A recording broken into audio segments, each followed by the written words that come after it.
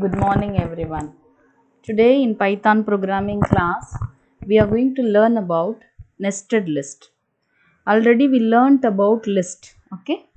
In this class, we are going to learn about nested list. Means list inside the list, okay? So list and tuples can contain elements of any type including other sequences. So it can contain any kind of element like sequences, list, anything. So list and tuples can be nested to create arbitrarily a complex data structure. So list and tuples can be nested for the complex data structure. For example, if I would like to add the students of grades, okay.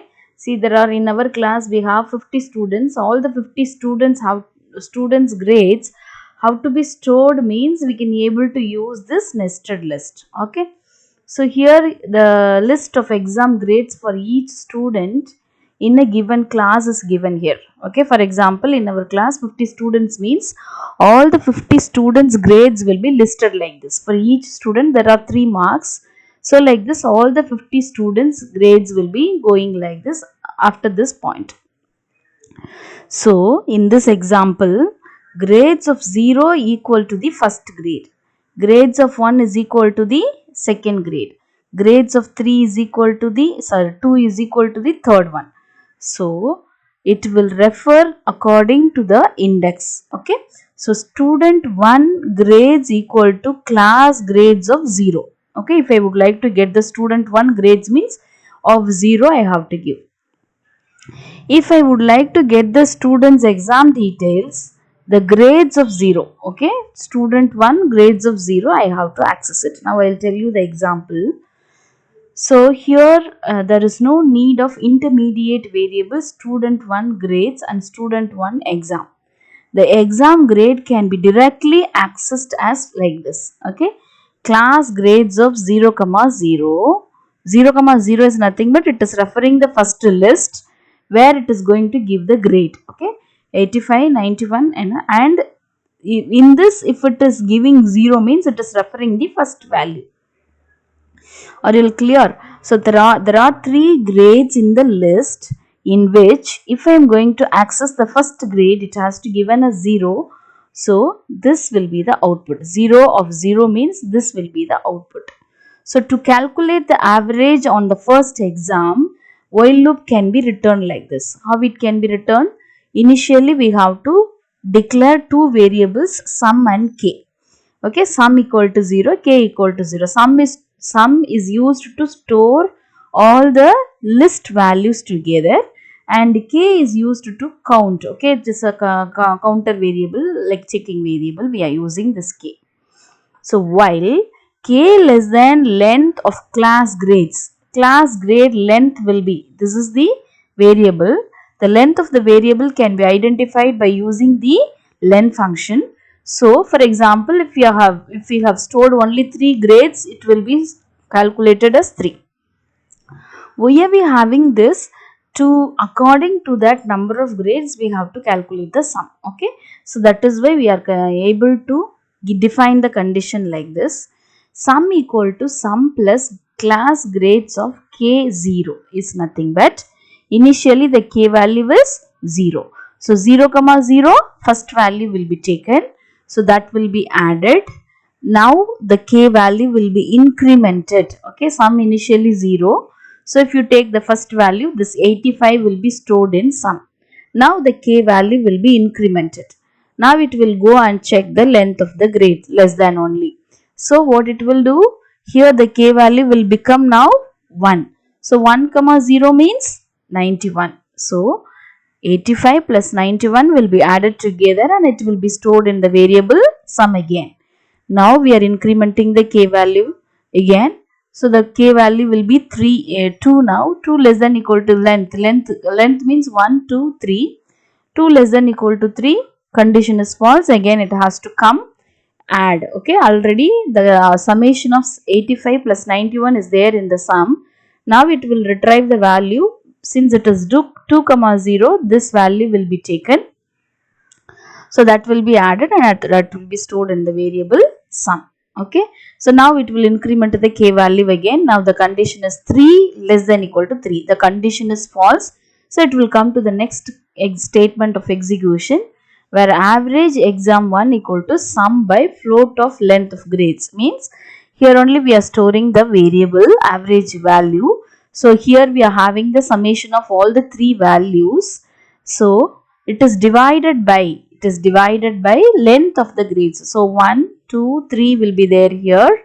So it will be converted as the float value. Since it is going to be divide, it should be converted as float value, and summation divided by average means 3, that will be the result. Clear?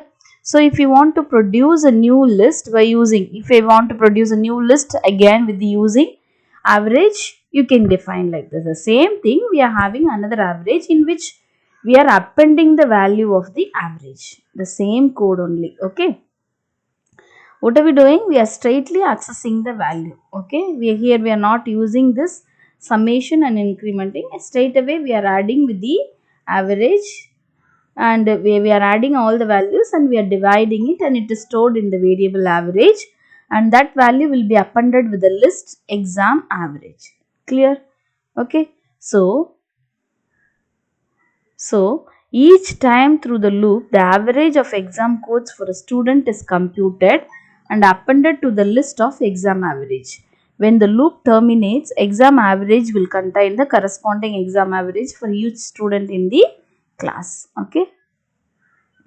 So if you want to try this, you try and execute it. So list and tuples can be nested within each other to construct arbitrarily complex data structure.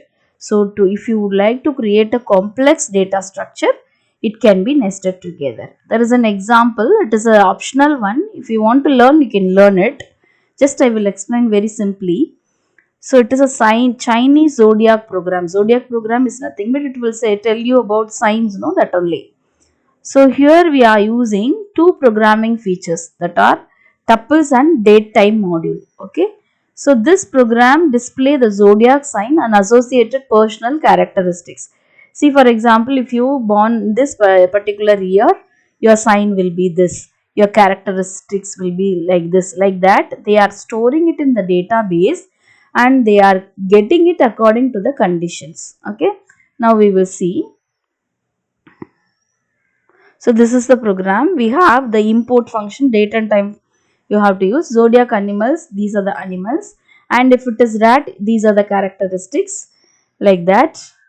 And the characteristics, another list which it is having the rat, ox, like that. Okay, this is zodiac animals. And termination false. In this we are getting the current date and time, and birth year of the user has to be entered. The birth year is less than 1900 or birth year is greater than current year, it is a invalid year. Okay, less than 900 we can't able to calculate, so it is given like this. Birth year equal to, otherwise it has to store the value in the birth year, and it has to cycle num equal to birth year divided by 12. It is for the calculation, and according to that it is asking, it is displaying that particular zodiac animal cycle of num means according to the number. Okay, it is divided by 12. That number will be stored in the cycle number. That cycle number will be having the characteristics and the animals. So what it will do, it will retrieve that particular thing and it will zodiac animal cycle num. Okay, if it is 0, first one, if it is 1 ox, like that it will take. Okay, and then response, would you like to enter another year? If you want to continue for the another year, you can give. If it is y, it can get and continue, otherwise it has to terminate. Clear about this program? So just we have been stored everything together in the list in the form of characteristics. Clear? In the characteristics we have this is the list. Inside the list there is another list. For example, for rat there are some kind of characteristics like forthright, industrious, sensitive, intellectual, sociable. So this is a list. Rat is already in the list. This is having another list. So this is called as nested list. Clear about this? So go through this program. Make it clear about this list and nested list. Clear? Okay, with this our class is getting over. We will see the next topic in the next class. Thank you.